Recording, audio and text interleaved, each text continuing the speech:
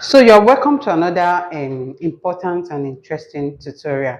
So in today's tutorial, we'll be learning how to make a basic bodice block half scale. Half scale. So the stuffs you need, as in the measurement you need for this tutorial, the shoulder to bust, shoulder to half length, the back length. This is it. The shoulder to bust, shoulder to half length, back length, the bust, the tummy, and the nipple to nipple measurements. So basically, this is what you need. This showing. This is what you will need. So the next thing to do is this. That I just went ahead to make this video short. I just went ahead to make my block. How did I get this block? We all, according to my measurement, my bust measurement, which is the biggest circumference of this measurement, is 40 inches. All I did is to divide this 40 inches by 2, and what I got is 20. And what I also did was to just add half inch. You can decide to just use the 20, but I decided to add half inch to this 20. And that's what I use for the wideness of this brown paper, of this pattern paper. It's 20.5. Now the total length of this pattern paper is the half length. That's the front half length, which is 16 inches. That is the total length. That's what I did. And after doing it, I shared it into two. That's from here to here is 10.25, and from here to here is 10.25. So 10.25 by 16, 10.25 by 16. So we'll take one part as the front block and one part as the back block. Of course, this will be the back block. I also went ahead to mark my shoulder to bust measurement. So this will be the front block, shoulder to bust, and then I imputed my back length. My back length is 14. So when you are taking your measurement, always make sure you take the back length of your clients, because the front and the back length, that's the half length, they are not the same. They are not the same. Why? Because of your bust. Because of your bust. That's why we always have a bust dart. So I will continue from here. I'll continue from here. So the next thing I want to do is to impute my shoulder measurement. My shoulder is 15 inches divided by 2 is 7.5. That's this. I'll also do that in this the back block.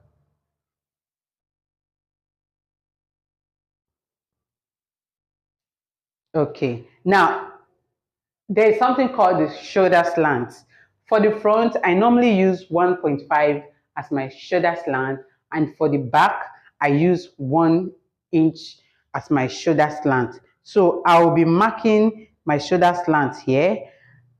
This is my shoulder slant position. That's 1 inch from the point from the shoulder. While for the back, for the front is 1.5 inches. That's what I use. Now, there's also something called chest line. Your chest line is actually where your armhole sits. That is also some people call it the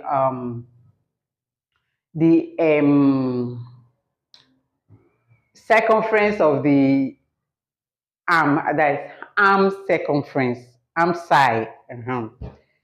So it's either you call it the arm side, or that point is called the chest line.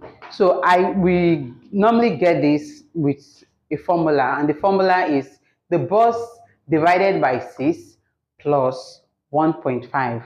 And in my case, the bust is 40 inches.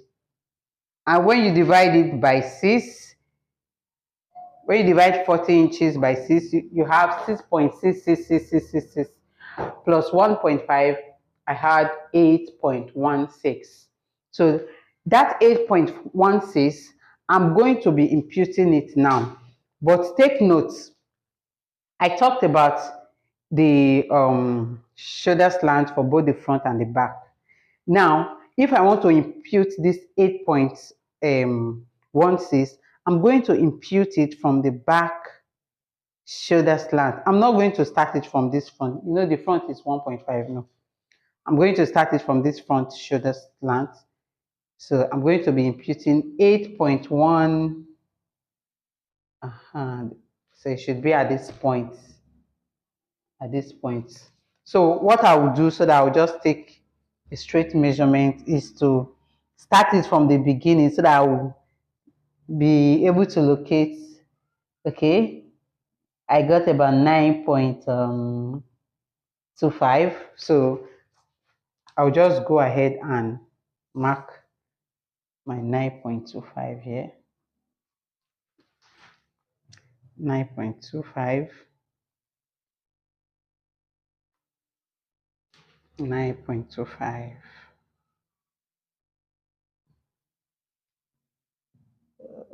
Good. So the next thing to do is to connect the lines.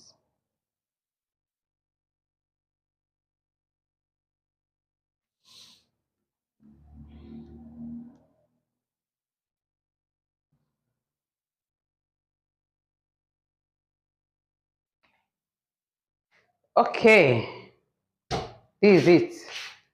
So at this point, I'll come here and also mark my shoulder measurement. My shoulder measurement is 7.5. I mark it here. I also mark it here.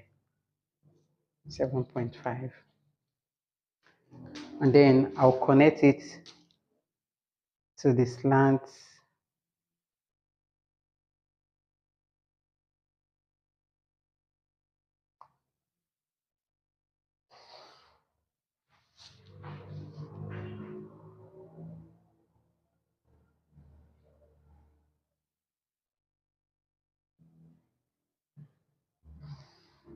Okay, this is it.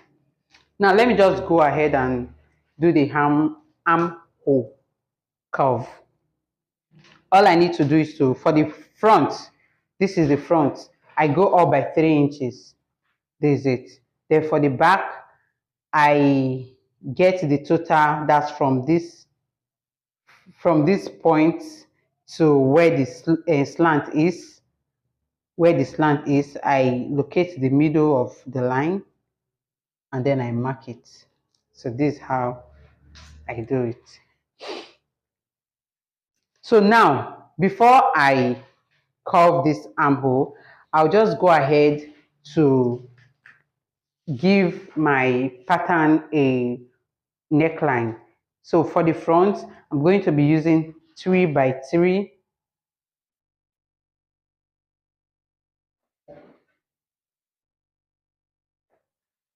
And then for the back, I'm going to be using 1 by 3.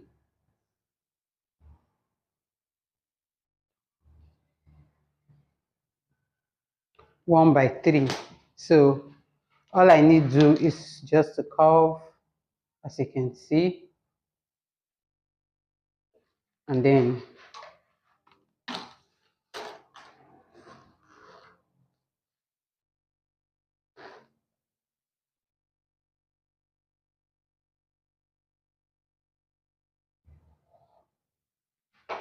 so this is this. So what I'll just go ahead and do is to connect this slant, shoulder slant to the neck line. That's why I decided to do it first before I proceeded to doing the armhole stuff. So this is it. So that's that. So the next thing to do is to curve my armhole. Now for the back, take note, this is the back. I'll go in from here with 1/2 inch. I'll go in from here with 0.75 inches.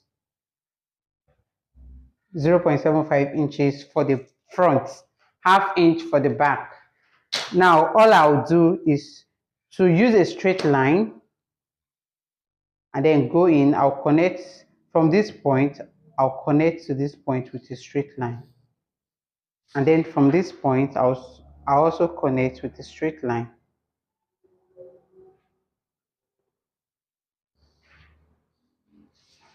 So this is it. Now from that point I'll come in with my French curve and then position my French curve in such a way that it will go in like this. Good. So this is what we have. Now for the back,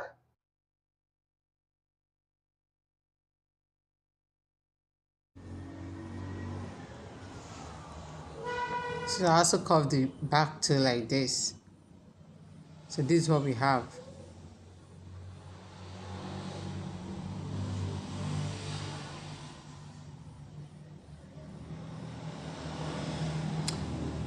So it means this is a perfect fit for this. The only difference is 0.25 inches, which can be negligible. And the next thing I did was to impute the waist measurement, which is 33 divided by 4 plus we'll be adding the dart allowance too. So that's the waist measurement plus 1 inch for the dart intake. And of course I'll connect it to the chest line like so.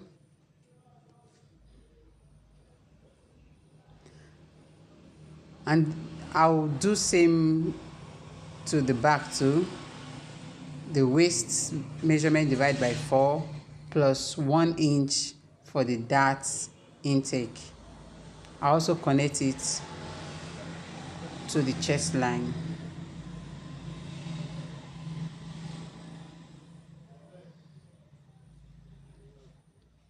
So this is what we have so far. Now the next thing is to impute our nipple to nipple measurement, which is 7 divided by 2 is 3.5. That's what I'm imputing, 3.5. Now I'll say impute 3.5 here, but when I want to draw the line, I'll come down by 1 inch from the bust point line. 1 inch. I came down by 1 inch and then I impute the 3.5 there.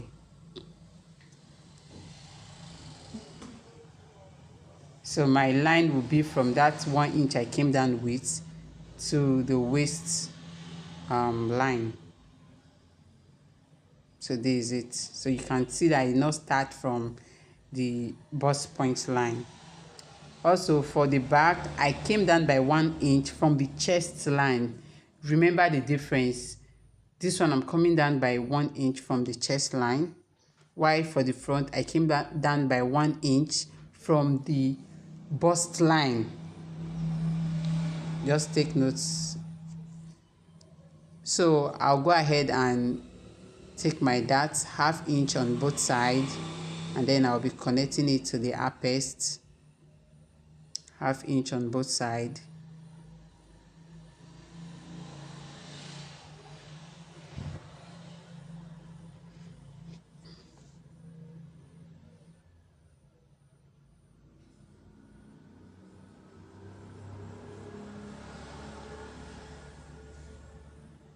I'll do same for the front. If you have watched this video to this point, it means I think you like what you're watching, you like the video, and you like what we are doing here. Please, if you like what we are doing and you're yet to subscribe, what are you waiting for? Why not subscribe now? Why not pause this video and subscribe? So this is where we are now. So the next thing to do is to take out our dart. That's the bust dart. The bust dart is the one making this front part to be longer than the back part.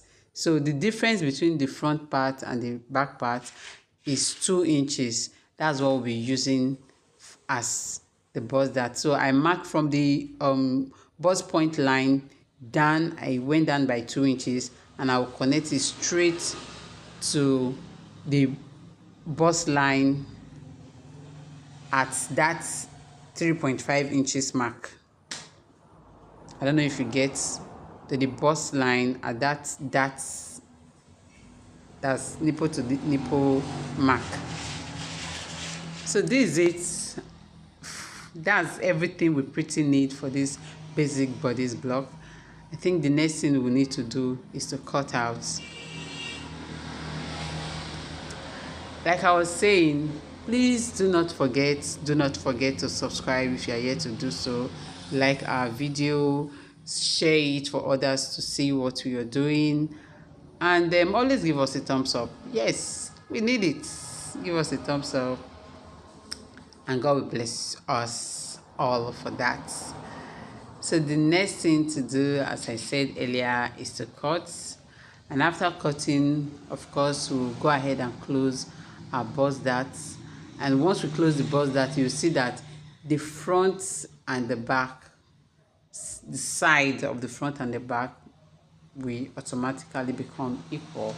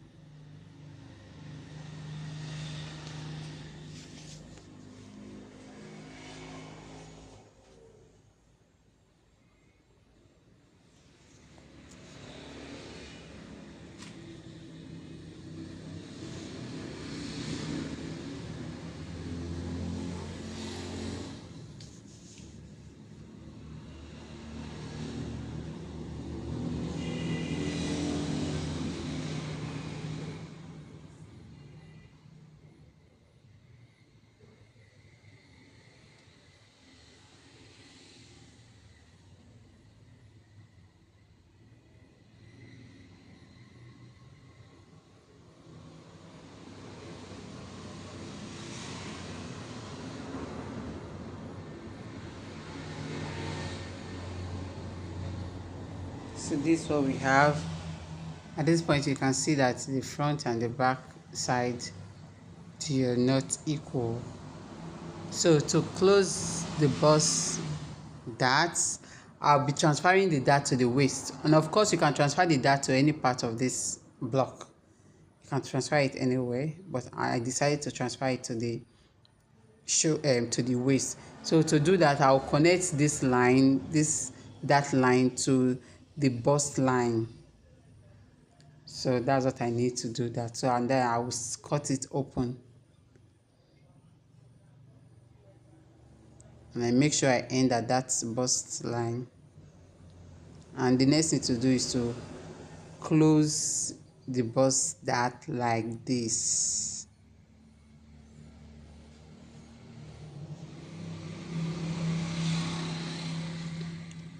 Then I'll hold it down with a masking tape.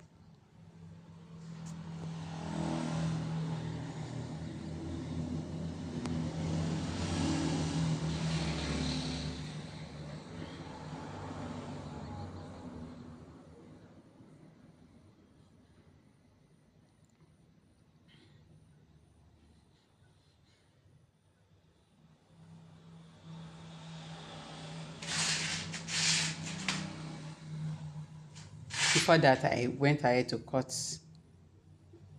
this part of the dart also. I cut it out so that when I'm transferring to fabric, I'll not be confused, because that part is also part of the dart.